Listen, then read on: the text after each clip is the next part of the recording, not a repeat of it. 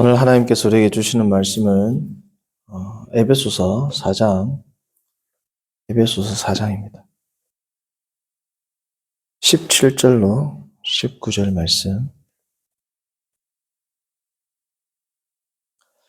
에베소서 4장 17절부터 19절 말씀 한 목소리로 봉독합니다. 그러므로 내가 이것을 말하며 주 안에서 증언하노니 이제부터 너희는 이방인이 그 마음의 허망한 것으로 행함같이 행하지 말라. 그들의 총명이 어두워지고 그들 가운데 있는 무지함과 그들의 마음이 굳어짐으로 말미암아 하나님의 생명에서 떠나 있도다. 그들이 감각 없는 자가 되어 자신을 방탕에 방임하여 모든 더러운 것을 욕심으로 행하되. 아멘.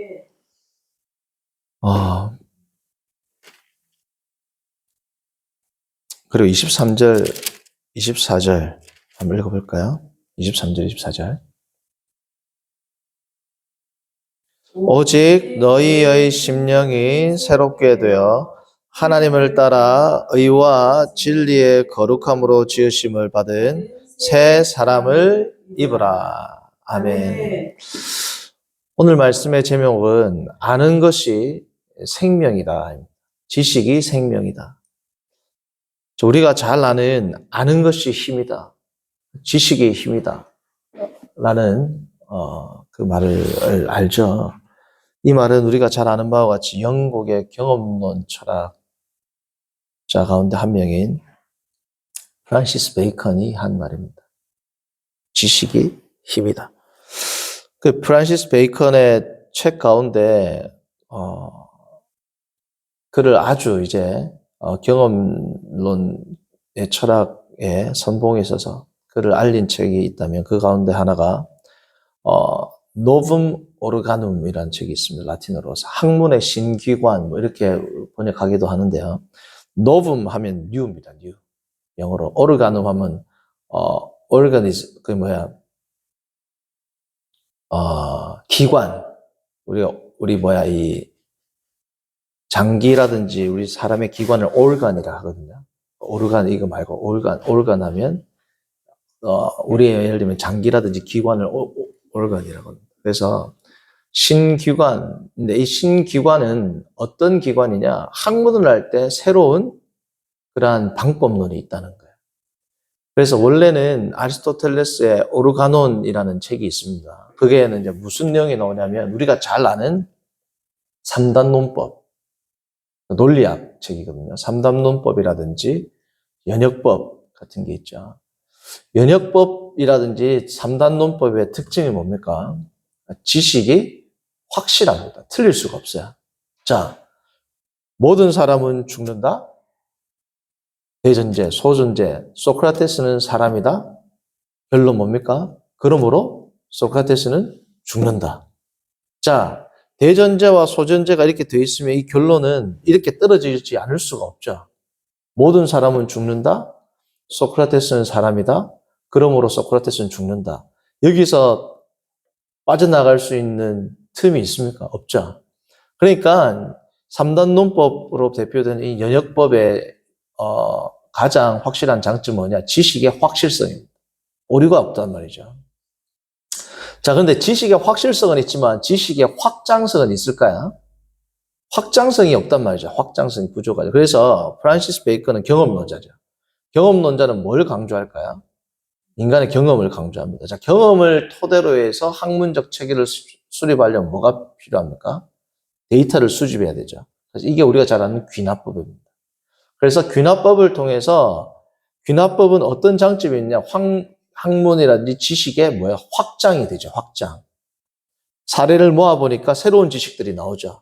그래서 학문의 신기관에서는 기존의 연역법적 사고에서 벗어나 자기는 본인은 귀납법적 사고를 통한 새로운 학문을 추구하고 이것을 통해서 들어오는 지식의 확장이 결국은 인류와 문명에게 뭘 가져다 준다? 진짜 힘과 알과 지식을 가져다 준다. 이 지식은 곧 힘이라는 겁니다. 그게 프란시스 베이컨의 노붐 오르가눔에 나오는 이제 전체적인 그러한 틀이 됩니다. 자, 그래서 이거는 논외의 이야기지만 지식의 확장성하면 귀납법이지만 이 귀납법은 지식의 확장성은 있지만 확실성은 있어요, 없어요? 확실성은 담보할 수 없죠. 그러니까 연역법의 장점이 있고 귀납법의 장점이 있겠죠. 그래서 이후에 임마누엘 칸트 같은 경우에는 지식의 확장성과 확실성을 동시에 만족시킬 만한 그러한 학문 체계는 없겠는가, 그러한 지식 체계는 없겠는가를 고민하게 됐습니다. 그래서 그가 이제 결론을 내리기는 수학적 지식의 확장성과 확실성을 동시에 만족시켜주는 학문이다라고 해서 수학에 대한 아주 이제 예찬을 했던 인물 가운데도 한 명을 알려져 있습니다. 어쨌든 간에 제가 오늘 이 프란시스 베이컨에 대한 지식이 힘이다, 아는 것이 힘이다라는 이 말씀을 드린 이유는 성경에서는 아는 것이 힘이 아니라 아는 것이 뭡니까? 오늘 말씀의 제목처럼 생명입니다. 생명. 생과 사를 가르는 겁니다. 단순히 문명의 발달 정도를 가름하는 것이 아니라 지식, 하나님을 아는 지식은 생사를 가르는 지식이란 말이죠. 오늘 본문에서 우리가 아까 6장 17절부터 읽었는데 17절부터의 이 결론부에 해당하는 24절을 보시면 사도 바울은 이전 유대인들에게는 볼 수 없었던 새로운 인간상, 새로운 인간에 대한 카테고리를 정합니다. 자, 24절을 보시면 하나님을 따라, 율법을 따라가 아니죠. 하나님을 따라 의와 진리의 거룩함으로 지으심을 받은 뭘 입어라? 새 사람을 입어라. 율법을 따라 유대인과 헬라인이 있다가 아니라 하나님을 따라 의와 진리의 거룩함으로 새롭게 창조함을 받은 새 사람이 있다라는 겁니다. 그러니까 기존의 유대인과 이방인, 아니면 헬라인과 이방인, 헬라인들은 헬라인과 이방인을 야만인이라고 불렀죠. 바르바로스. 여기서 바로 바바리안이 나온 겁니다. 이번에는 답은 야만인이란 말이죠. 당시에 헬레니즘 사회에서 헬라인들이 헬라인과 야만인, 혹은 유대인들이 유대인과 이방인을 구별하는 이러한 방식의 카테고리가 아니라 전혀 다른 카테고리, 새 사람과 옛 사람이라는 이 도식을 가지고 나옵니다. 자, 그러면 너희는 새 사람을 입어야 하는데 이 새 사람에 대한 내용이 이제 25절부터 쭉 나온단 말이죠. 자, 그러면 옛 사람은 어떤 사람이냐? 옛 사람의 특징을 먼저 기술합니다. 오늘 18절 봅니다. 18절. 너희들이 이제 옛사람을 벗어버리고 새사람을 입기 위해서는 먼저 옛사람에 대해서 알아야 되는데 옛사람은 어떤 특징을 가지고 있느냐? 17절 후반부를 보면 이방인이 그 마음에 허망한 것으로 행함같이 행하지 말라. 여기서 말한 이방인은 유대인과 이방인이 아닙니다. 사도 바울이 말하는 이방인은 옛사람이 이방인인 거예요. 허망한과 같이 행하지 말라. 허탄이 행하지 말라. 그럼 이 허탄하고 허망한 것이 뭐냐? 18절 특징 첫 번째 무지입니다. 지식이 생명인데 무지하다. 악노이야. 무지하다라는 겁니다. 이 무지하고 두 번째 무지함으로 말미암아 마음이 어떻게 된다? 굳어진다. 무지함과 굳어짐은 동전의 양면과도 같습니다. 성경적으로 보면 곧 설명을 드리겠습니다만 세 번째 무지하고 마음이 굳어지니까 당연히 어떻게 돼요? 하나님의 생명에서 떠나 있죠. 하나님의 생명은 정확히 말하면 여기서 헬라어 용법은 소스, 그러니까 근원으로부터 분리라는 겁니다. 하나님이 주시는 생명, 이 생명의 근원이 누구에게 있다? 하나님에게 있다는 거죠. 그러니까 하나님이 주시는 새 생명으로부터 떠나 있다는 거예요. 이방인들 하나님의 말씀을 지키지 않은 자들은 살아있죠. 그러나 하나님으로부터 오는 생명이 아니죠. 이것은 이 세상의 생명이란 말이죠. 하나님으로부터 오는 이 영생으로부터 그들은 어떻게 되어 있다? separation, 분리되어 있다는 거예요. 왜? 무지와 굳어짐으로 말미암아 하나님의 새 생명으로부터 떠나 있다. 그러니까 너희들은 이제 이것을 뭐예요? 이것으로부터 벗어나야 되는 거죠. 자, 그러니까 18절에 대한 결과 곧 이렇게 생략이 됩니다. 자, 18절의 결과 18절 무지함과 굳어짐과 하나님의 생명을 떠나 있다라는 것은 다른 스펙트럼으로 본다면 어떤 특징이 있느냐? 19절 그 결과 첫 번째 뭐예요? 감각이 없다. 감각이 없다라는 이 헬라어는 게오라는 뜻으로 고통을 못 느낀다는 거예요. 성도님들, 아이들은 조그만한 가시에도 잘 박혀요, 안 박혀요? 왜요? 살이 부드럽단 말이죠. 자, 무지함과 굳어짐은 같은 의미라고 그랬죠. 단순히 알고 모르고의 뜻이 아니라면 성경에서는 하나님에 대한 지식이 없는 자들은 마음이 어떻게 돼요? 굳어지죠. 아이들은 손톱 살이 연약하니까 가시도 잘 박혀요. 나중에 나이가 들면 어떻게 해요? 뜨거운 냄비도 잘 잡아요, 안 잡아요? 왜요? 굳어지니까 뭘 못 느껴요? 고통을 못 느낀단 말이에요. 여기서 19절은 감각 없다라는 것은 단순히 어떤 감각이 무뎌졌다는 것보다 고통 자체를 못 느끼는 겁니다. 양심의 고통, 성령의 조명하심, 성령의 책망하심 이러한 것들에 대한 마음의 탄식이 일어날 수 있다 없다? 없다는 거예요. 왜요? 고통을 못 느낀단 말이에요. 성도님들, 고통을 못 느끼는 병이 얼마나 무서운 병입니까? 우리가 잘 아는 한센병 같은 거 고통을 느껴요, 못 느껴요? 고통을 전혀 못 느끼는데 병이 막 몸이 어떻게 해요? 뭉그러지고 뭐 신체의 부위가 뭐예요? 떨어져 나가고 그걸 모른단 말이죠. 고통을 느끼지 못한. 자, 두 번째는 또 어떠한 결과가 일어나냐? 고통을 못 느끼니까 당연히 어떻게 돼요? 방탕하게 되죠. 성령의 책망에 대해서 느낌이 없는데 어떻게 돼요? 그러니까 무지함, 고통을 느끼지 못함, 굳어짐, 그러니까 뭐예요? 방탕하게 되는 거죠.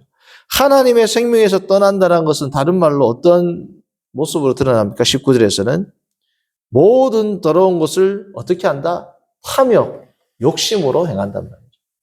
하나님이 주시는 생명에서 떠난 인간들은 다 뭘 세워요? 자기의 욕심을 추구하게 됩니다.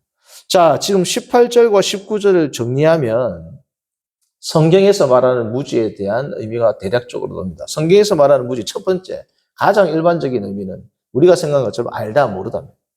나는 이 사람을 안다, 저 사람을 모른다. 나는 이 길을 안다, 모른다. 이런 뜻도 있죠. 그런데 성경에서 말하는 신학적인 의미에서 알다는 지금 말씀드린 일반적인 인식의 의미는 별로 중요하지 않아요. 성경에서 말하는 이제 두 번째부터가 중요한데 여기서 말하는 악노이아는 악노미아는 아노미아와 거의 같이 쓰입니다. 아노미아는 뭐냐면 불법하다, 죄, 모르다라는 것은 율법을 모르니까 어떻게 돼요? 율법대로 행하지 않죠. 악노이아는 아노미아와 같이 중첩된 의미로 사용돼요. 그래서 RSV라는 영어 성경이 있습니다.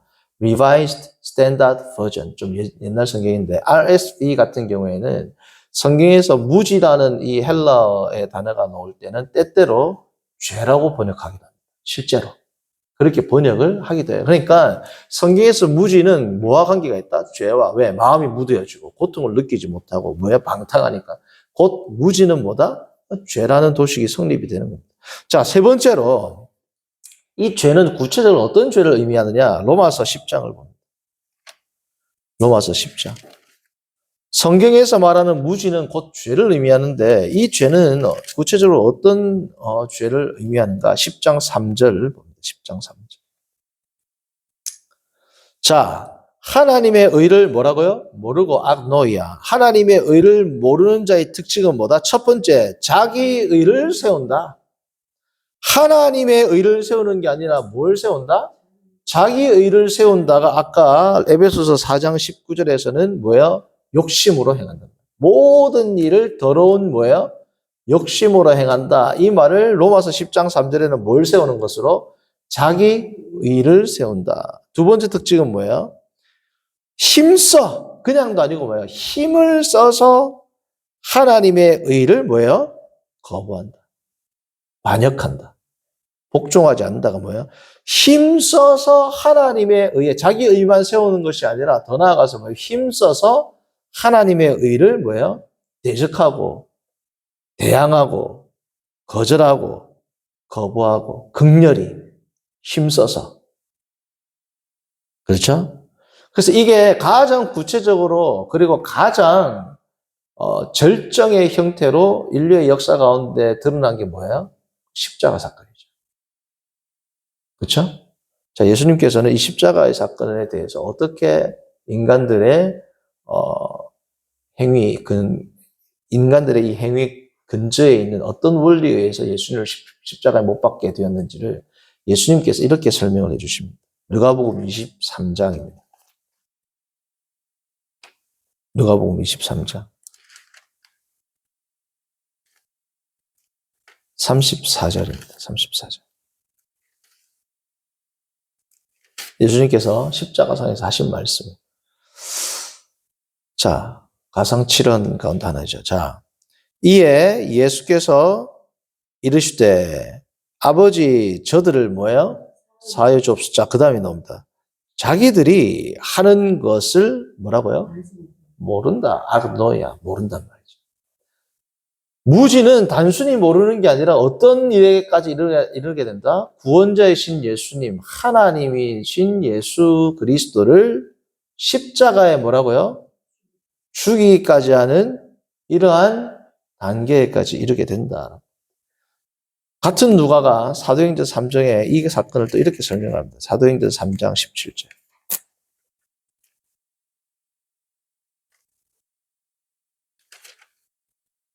사도행전 3장 17절. 형제들아 너희가 알지 못하여서 그리하였으며 너희 관리들도 뭐라고요? 그리한 줄 아노라. 알지 못하여서 그리하였다가 뭐예요? 14절. 너희가 거룩하고 의로운 일을 거부하고 도리어 살인한 사람을 놓아 주기를 구하여 생명의 주를 뭐라고요? 죽였도다. 왜? 알지 못해서. 그러니까 성도님들, 신앙의 세계, 영적인 세계에서는 모른다가 핑계가 안 된단 말이죠. 모르는 것은 뭐예요? 죄입니다. 하나님을 모르는 것은 왜 몰라요? 죄 때문에 모른단 말이죠. 우리가 로마서 강의하면서 1장 18절부터 나왔죠. 하나님이 알만한 것들을 다 보이셨는데 인간의 죄로 말미암아 카테콤톤 억눌러가지고 하나님을 알만한 지식을 그들이 억눌러서 하나님을 올바로 알아야 몰라요. 모르겠는 거예요. 그래서 하나님의 영광을 버러지의 형상으로 뭐야? 바꾼다. 그래서 이 성경에서 말하는 하나님을 모른다, 성경을 모른다는 단순히 지식의 영역에 국한된 것이 아니라 좀 더 포괄적으로 영적인 세계란 말이에요. 영적인 세계.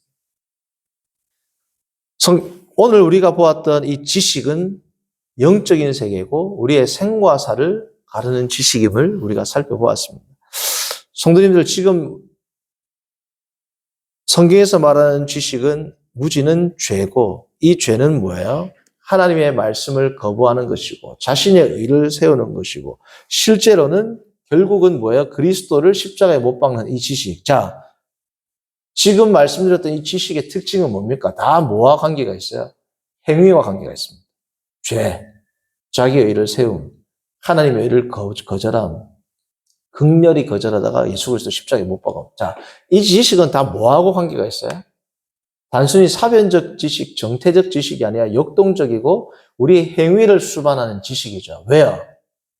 이 지식은 생과 사를 가르는 생명의 지식이기 때문에 그렇습니다. 성도님들, 생명의 지식은 우리의 행동을 촉구합니다. 자, 단순히 수학적 지식이 우리의 행위를 바꾸나요?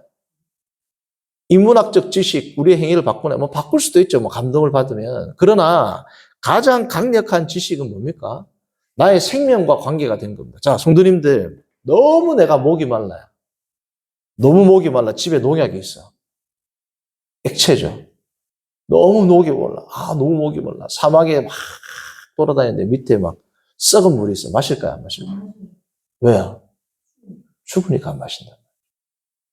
너무 목이 많은데 바다 한가운데 목이 말라요. 바닷물 마실까요? 안 마실까요? 왜요? 죽으니까. 생과 사를 가르는 지식은 나의 모든 고통조차도 뭐예요? 인내하게 만듭니다. 반대로 암 환자가 항암 치료를 받아요. 받아야 안 받아요? 죽을 것 같이 괴로워도 받아야 안 받아요? 받는단 말이에요. 왜요? 그래야 사니까. 성도님들, 생과 사를 가르는 지식의 특징은 뭐다? 나의 행동을 가장 강력하게 규제하는 지식입니다. 때로는 나의 모든 고통까지도 압도하는 지식이 뭐예요? 생과 사를 가르는 지식. 예전에 마취가 없을 때도 사람이 죽음에 앞두고는 수술 받아야 안 받아요? 그래서 산단 말이죠. 성도님들, 이것이 우리에게 생명을 주는 지식의 특징입니다. 이 생명을 주는 지식의 특징에 대해서 다음 주부터 더 알아보겠지만 사도 바울이 오늘 잠깐 보면 그러므로 옛사람을 벗어버리고 뭐예요? 새 사람을 입는 것. 이것은 지당한 것이고 이 지식을 우리가 추구하게 돼 있어요. 생과 사를 가르는 지식을 모르니까 여전히 방탕하고 음란하고 하나님을 떠나고 자기의 의를 세우고 있단 말이죠. 왜요? 이 지식을 나는 머리로 안다고 생각하지만 진짜 모른단 말이에요. 아까도 말씀드렸지만 죽는 줄 알기 때문에 아무리 목을 말라도 뭐예요?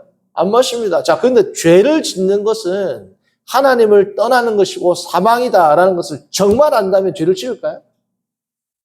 짓는다는 것은 모르는 겁니다. 이게. 내가 인식, cognition, notion, 인식의 영역에서는 알지만 실천적, 행위적 지식으로까지 이게 나간다 못 나간다? 이 지식은 모르는 지식이에요. 그렇죠? 성도님들, 우리가 정말 주 안에서 성경을 읽고 경건 생활을 하고 말씀을 읽는데 쉐마 이스라엘 이 쉐마가 무슨 뜻이라고? 샤마라는 히브리어 동사는 일반적으로 hear이라는 뜻이 있어요. 듣다, 그냥 듣는 겁니다. 근데 listen to, 경청하다는 뜻도 있어요. 단순히 경청하다는 뜻만 있는 게 아니라 뭐예요? response, 반응하다는 뜻도 있단 말이에요. 그뿐 아니라 뭐예요? obey라는 뜻이다. obey, 순종하다. 그러니까 단순히 듣는 것에서부터 경청하다, focus, 주목하다, 반응하다, 순종하다가 같은 한 단어로 나옵니다. 그렇죠? 히브리어는 순종하라는 단어 자체가 따로 존재하지 않아요. 왜요? 이 지식은 실천적 지식이라는 것을 이미 성경에서는 가지고 있단 말이에요. 성도님들, 우리의 지식이 학문적인 지식, 사변적인 지식, 그냥 어떠한 책 속에 존재하는 그러한 인지적 영역에서 머무는 것이 아니라 우리의 감정과 의지까지도 바꾸는 참 지식으로 우리 가운데 자리매김해서 정말 주 안에서 생명 가운데 살아가는, 새 사람 가운데 살아가는 저와 여러분들 되길 바랍니다. 기도합니다. 선하신 하나님 아버지, 오늘 우리가 주일 오전 말씀을 통하여 하나님의 지식, 하나님을 아는 지식의 가장 중요한 특징은 생과 사를 가르는 생명의 지식을 우리가 다시 한번 생각하고 상고하게 하심을 감사합니다. 하나님 아버지, 우리 모든 성도가 함께 이 지식을 소유하고 우리의 감정과 의지까지도 변화시켜 나가는 강력한 지식으로 우리의 삶 가운데 녹아 스며드는 거룩한 지식이 되도록 인도하여 주옵소서. 예수님의 이름으로 기도합니다. 아멘.